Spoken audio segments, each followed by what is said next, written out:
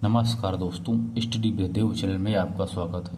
दोस्तों, हम 1853 तक का एक्ट का अध्ययन कर चुके हैं। दोस्तों, पिछली वीडियो में यदि आप वो हमारी वीडियो यदि नहीं देखे हैं तो आप पहले उसको आप देख लीजिएगा, तब इसको देखिएगा। क्योंकि सीरियस आप पढ़ाई यदि कर रहे हैं आर ओ या पीसीएस के लिए, तो आप सीरियल से देखिए।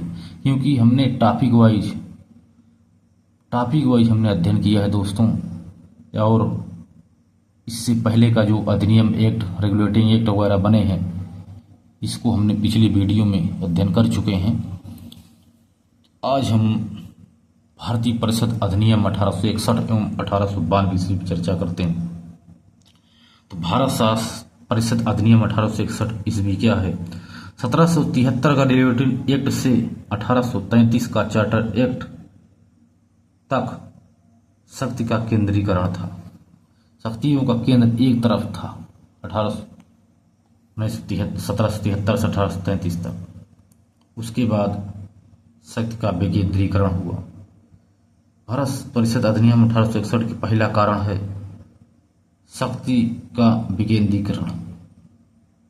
शक्ति का विकेंद्रीकरण में क्या क्या देखने को मिला कि बम्बई और मद्रास को विधि बनाने का अधिकार दे दिया गया इस अधिनियम के द्वारा। जो भारत परिषद अधिनियम 1861 है, इसमें कहा गया कि बम्बई और मद्रास को विधि बनाने का अधिकार दे दिया गया, जो पहले नहीं था, सिर्फ बंगाल ही बनाता था। कानून में संशोधन का अधिकार भी दे दिया कि आप जो भी कानून विधि बनाएंगे उसमें संशोधन भी कर सकते हैं। इसी एक्ट के तहत अन्य प्रांतों में भी परिषद का गठन किया गया कि हर प्रांत में परिषद बनाए जाएंगे। 1862 में बंगाल में विधान परिषद की स्थापना किया। 1866 में उत्तर पश्चिम प्रांत और 1857 में पंजाब प्रांत आदि का इन्होंने विकेंद्रीकरण करके यहाँ भी परिषद का स्थापना करना शुरू किए। इसके बाद देखते हैं वायसराय की शक्ति में वृद्धि भी हुई। नए प्रांतों का गठन कर सकता था इस परिषद अधिनियम के अंतर्गत, तथा वायसराय की शक्ति में भी वृद्धि हो गई कि वह वायसराय जो पहले जो गवर्नर जनरल था, वह आज वायसराय की शक्तियाँ बढ़ गई। गवर्नर जनरल की से वायसराय कहा गया, और वायसराय अब नए प्रांतों का गठन भी कर सकता है, अध्यादेश जारी कर सकता है वायसराय। ऐसा बताया गया 1861 के एक्ट में, कहा गया अधिनियम में ये आदेश भी जारी कर सकता, अध्यादेश भी जारी कर सकता, प्रांतों की सीमा में परिवर्तन कर सकता है, पूरा राष्ट्रपति की भांति। गवर्नर या लेफ्टिनेंट गवर्नर की वह नियुक्ति भी कर सकता है। इसमें इतनी शक्ति दी गई। वायसराय के पास वीटो पावर थी। वह किसी भी निर्णय, विधि, नियम की वह जांच करे या ना करे, उस पर चाहे अनुमति दे या न दे, उसके पास वीटो पावर थी। वायसराय अपने परिषद का विस्तार कर सकता था कि वह जो भी परिषद बना उसका विस्तार भी वो कर सकता था। 6 से 12 अतिरिक्त साथ रख सकता है। वह 6 से अतिरिक्त भी वह सदस्य रख सकता है, 6 से 12 तक। 1 बड़े 2 सदस्य गैर सरकारी होंगे। इस प्रकार से देखो तो वायसराय की शक्ति में देखो काफ़ी वृद्धि की गई थी। जो वर्तमान में जैसे राष्ट्रपति के पास है, ऐसी शक्तियाँ उसको तब मिल गई थी। उसके बाद सहयोग की नीति अपनाई गई। सहयोग की नीति अपनाई गई। उसके बाद प्रथम बार भारतीयों को विधि बनाने में भी शामिल किया गया। वायसराय द्वारा थोड़ी सहयोग की नीति अपनाई गई कि थोड़ा भारतीयों का सहयोग लिया जाए, और प्रथम बार भारतीयों को विधि बनाने में शामिल किया गया। लॉर्ड कैनिंग ने 3 भारतीय सदस्यों को परिषद में शामिल किया। लॉर्ड कैनिंग ने पहला थे बनारस के राजा, पटियाला के राजा और सर दिनकर राव। 3 लोगों को लॉर्ड कैनिंग ने कहा भारतीय परिषद में शामिल करें। भारतीय परिषद में शामिल कर लिया, जो विधि बनाने में ये लोग मदद करेंगे। उसके बाद केंद्रीय कार्यकारिणी परिषद में देखो क्या हुआ कि सदस्य 4 से 5 किए गए। केंद्रीय जो कार्यकारिणी परिषद थी उसमें 4 सदस्य, उसमें 5 कर दिए गए, और नया सदस्य विधि वेत्ता होगा, ऐसा कहा गया। और कहा गया जो विभागीय प्रणाली है, कैनिंग ने 1859 में शुरू कर दी। जो विभागीय प्रणाली है 1859 में जो शुरू की थी, और 1861 से लागू हो गई थी। इस अधिनियम से मंत्रिमंडलीय व्यवस्था की नींव पड़ी और अध्यादेश जारी करने का अधिकार भी मिल गया।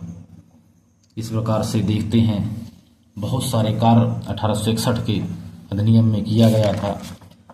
उसके बाद 1892 से पहले एक और एक्ट आता है 1873 का अधिनियम। 1873 का जब अधिनियम आता है तो ईस्ट इंडिया कंपनी को कभी भी भंग किया जा सकता है, ऐसा इसमें कहा गया। हम ईस्ट इंडिया कंपनी है, इसको हम कभी भी भंग कर सकते हैं। 1873 के अधिनियम में पारित हो गया। 1 जनवरी 1884 में ईस्ट इंडिया कंपनी को भंग कर दिया गया था। ईस्ट इंडिया कंपनी को 1884 में भंग किया गया था। उसके बाद अगला अधिनियम बना 1876 का अधिनियम। इसमें महारानी विक्टोरिया को भारत की साम्राज्ञी घोषित किया गया और 1 जनवरी 1877 ईस्वी को दिल्ली दरबार में सार्वजनिक घोषणा की गई। महारानी विक्टोरिया को जो भारत की साम्राज्ञी घोषित किया गया 1876 ईस्वी में, और 1 जनवरी 1877 को दिल्ली दरबार में सार्वजनिक घोषणा किया गया, जिसे कैसर हिंद की उपाधि दी गई। वायस विक्टोरिया को केसरी हिंद की उपाधि दी गई। वायसराय की कार्यकारिणी परिषद में एक और सदस्य बढ़ाया गया 1876 के अधिनियम के तहत, और वह कार्यकारिणी लोक निर्माण विभाग दिया गया कार्यकारिणी को। इस प्रकार देखा दोस्तों कि वायसराय द्वारा एक विधि वेत्ता के रूप में नियुक्ति किया गया कि वह हमें विधि सलाह देगा। अब 1876 में भी एक और सदस्य बढ़ाया गया। अब 1892 का जो अधिनियम आया था, भारतीय परिषद अधिनियम 1892 ईस्वी, इस पर चर्चा करते हैं। 1850 ईस्वी में इंडियन नेशनल कांग्रेस की स्थापना हो गई थी। 1892 का भारत परिषद अधिनियम जब आया तो उससे पहले ही 1885 में आईएनसी की स्थापना, इंडियन नेशनल कांग्रेस की स्थापना हो गई थी। 1892 में कहा गया भारतीय परिषद अधिनियम में कि केंद्रीय प्रांतीय विधान परिषद में सदस्यों की संख्या बढ़ाई गई।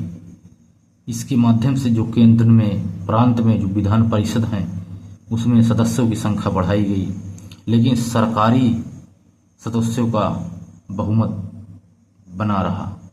जो सरकारी सदस्य हैं उनका बहुमत बना रहा, कितने भी संख्या, लेकिन सरकारी सदस्यों की संख्या ज़्यादा थी क्योंकि उनका बहुमत हमेशा से ही बना रहा। केंद्रीय परिषद में अतिरिक्त सदस्यों की संख्या बढ़ाई, न्यूनतम हो गई, न्यूनतम 10 से 16 होंगे ऐसा कहा गया। जो केंद्रीय परिषद है इसमें अतिरिक्त सदस्यों की संख्या न्यूनतम 10 से 16 होगा और 10 सदस्य गैर सरकारी होंगे, यह भी इस निर्णय लिया गया। सदस्यों के अधिकारों में वृद्धि की गई। इस अधिनियम के तहत सदस्यों के अधिकारों में वृद्धि किया गया। बाजार पर बहस का अधिकार, बजट पर बहस का अधिकार, प्रश्न पूछने का अधिकार, लेकिन मत देने का अधिकार नहीं था। पूरक प्रश्न पूछने का अधिकार नहीं था, या क्वेश्चन पे क्वेश्चन पूरक प्रश्न पूछ सकते हैं। इसके बाद आंशिक रूप से संसदीय प्रणाली की शुरुआत की गई। परोक्ष निर्वाचन प्रारंभ हुआ, यानी यह सदस्य के लिए था। परोक्ष निर्वाचन, आंशिक रूप से सदस्यीय प्रणाली की शुरुआत आदि इस अधिनियम के तहत शुरू किया गया।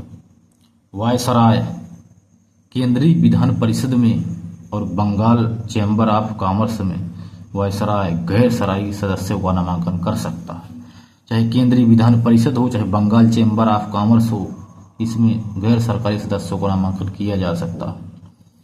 प्रांतीय गवर्नर, जिला बोर्ड, विश्वविद्यालय, चैम्बर ऑफ कॉमर्स, जमींदार व्यापार एवं संघ, नगर पालिका की सिफारिश या नियुक्ति आदि का अधिकार भी प्रांतीय गवर्नर को था।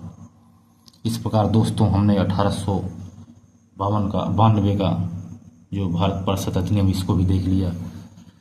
तो दोस्तों आप लोग यदि हमारे वीडियो को देखते हैं, अच्छा लगता हो तो कम से कम शेयर लाइक कर दिया करो दोस्त, सब्सक्राइब भी कर लो चैनल को, और बेल आइकन को दबाना नहीं भूलना। तो दोस्तों मिलते हैं और अगली बेहतरीन क्लास में, तब तक के लिए धन्यवाद।